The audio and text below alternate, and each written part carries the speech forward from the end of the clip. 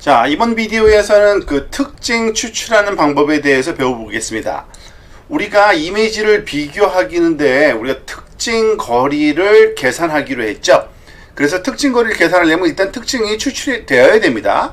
사실은 그 특징을 추출하는데 사전 훈련된 분류기를 사용할 겁니다. 그런데 그 분류기라고 하는 거는요, 우리가 사용될 분류기는 좀 더 그 일반적인 자연 이미지를 모델링 할 수 있을 것으로 간주될 정도로 아주 많은 이미지 그리고 많은 사진에 대해서 훈련된 분류기를 사용해서 특징을 추출하는 것이 바람직한 방법이라고 할 수 있죠.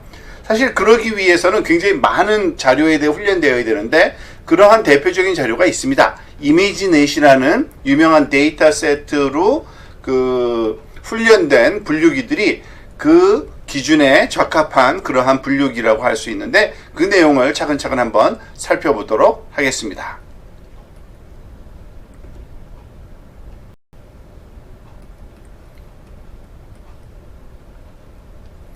자, 실제로 우리가 그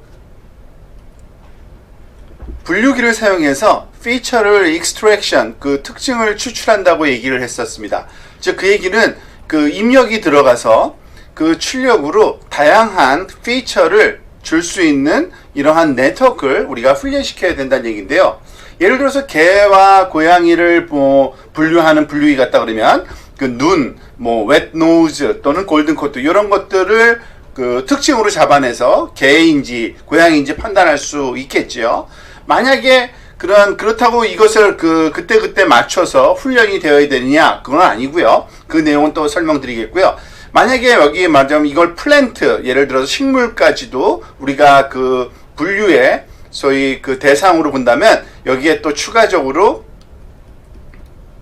플랜트 쉐이프라든지 이런 그 식물의 모양 같은 것도 중간에 추출해낼 수 있는, 사실은 근데 이게 최종 그 분류기의 목표는 아닐 겁니다. 보통 분류기라고 하면은 이거는 그 중간 과정의 레이어에 해당되고 사실은 더 진행이 돼서 마지막에 최종에서 만약 도그인지 아니면 캣인지 아니면 플랜트인지 등등을 우리가 판단할 수 있는 그러한 분류기여야겠죠.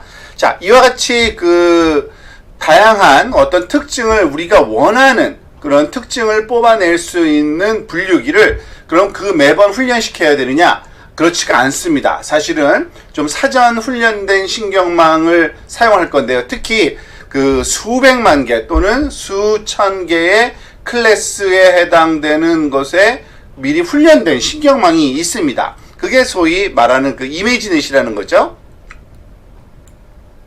이미지넷이라는 그 데이터를 가지고서 훈련한 이 신경망을 가지고서 우리가 사용하면은 이 그 신경망에서 훈련할 때 이 신경망의 그 가중치들은 그 대상이 되는 이미지들의 거의 모든 특징들을 우리가 찾아내서 그 특징들의 그 말하자면은 그 존재 여부를 판단하는 그런 값들이 이 각 노드에 이미 학습이 되어 있다고 보고 그것을 가지고서 우리가 그 소위 피처 익스트랙션에 활용될 수 있게 되는 겁니다.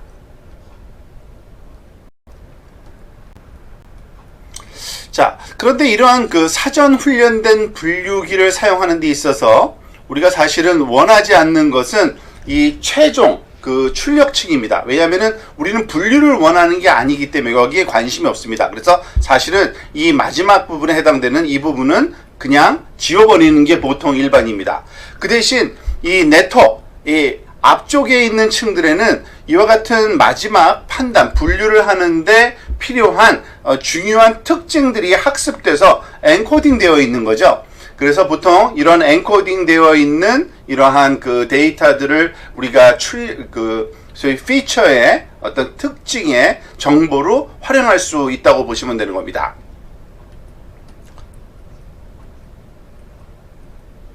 자, 주로 우리가 활용되는 그 층들은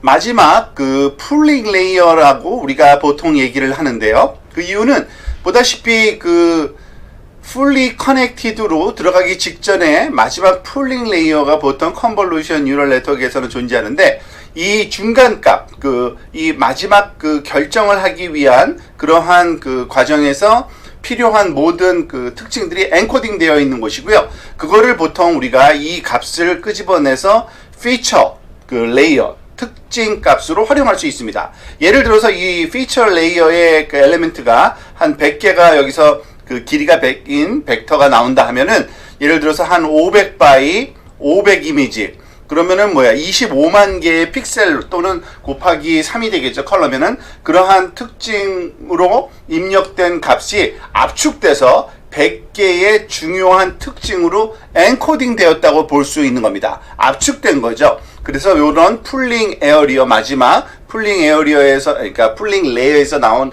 값을 피처 레이어에 말하자면 특징 값으로 활용하는 경향이 높습니다.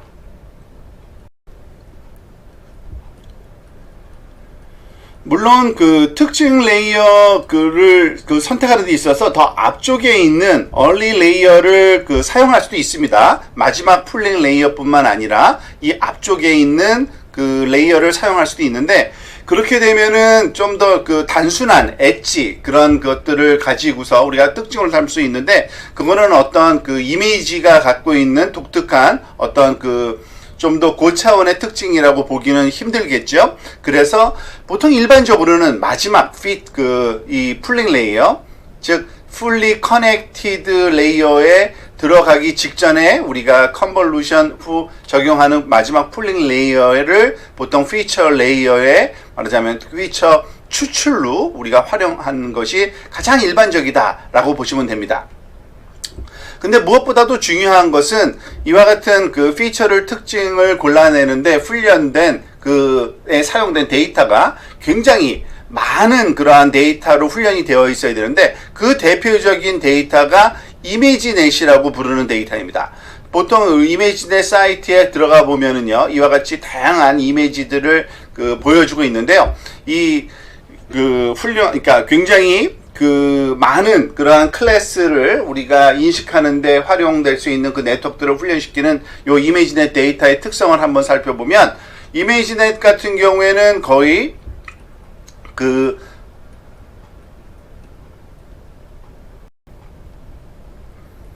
약 1400만 개의 이미지를 보유하고 있고요. 그리고 카테고리는 2만 개의 카테고리 이상, 2만 개 이상의 카테고리에 대해서 말하자면은 제공되는 이미지들, 그리고 사진들로 구성되어 있습니다. 오른쪽에 지금 보여지고 있는 대표적인 몇 가지 그런 라벨과 그리고 해당하는 이미지들을 보여주고 있습니다. 그래서 보통 우리가 이미지넷으로 훈련된 데이터는 그냥 가장 일반적인 이미지 분석에 적용되는 특징들을 다 추출해냈고, 그것들을 사용할 때 임베딩 됐다, 이미지넷 임베딩을 사용했다라고 보통 얘기를 합니다.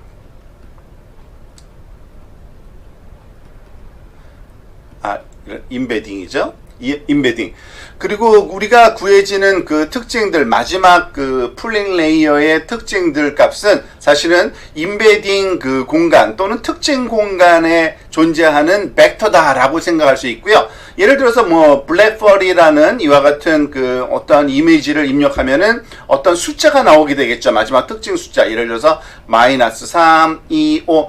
이것이 각각이 숫자가 나타내는 특징이 우리가 생각하는 것처럼 말하자면 구체적이진 않고 좀 추상적인 걸 수는 있으나, 어쨌든 이미지상에 존재하는 이러한 다양한 종류의 클래스들을 분류하는데 활용될 수 있는 특징들의 크기 값이라고 생각을 할 수가 있습니다. 그래서 이와 같은 이미지넷에 트레인드 된 그러한 네트워크의 마지막 단계의 풀링 레이어의 값을 우리가 특징 추출로 활용할 수 있고, 그렇게 될 경우에는 이미지넷 임베딩이 활용됐다라고도 얘기할 수 있겠습니다.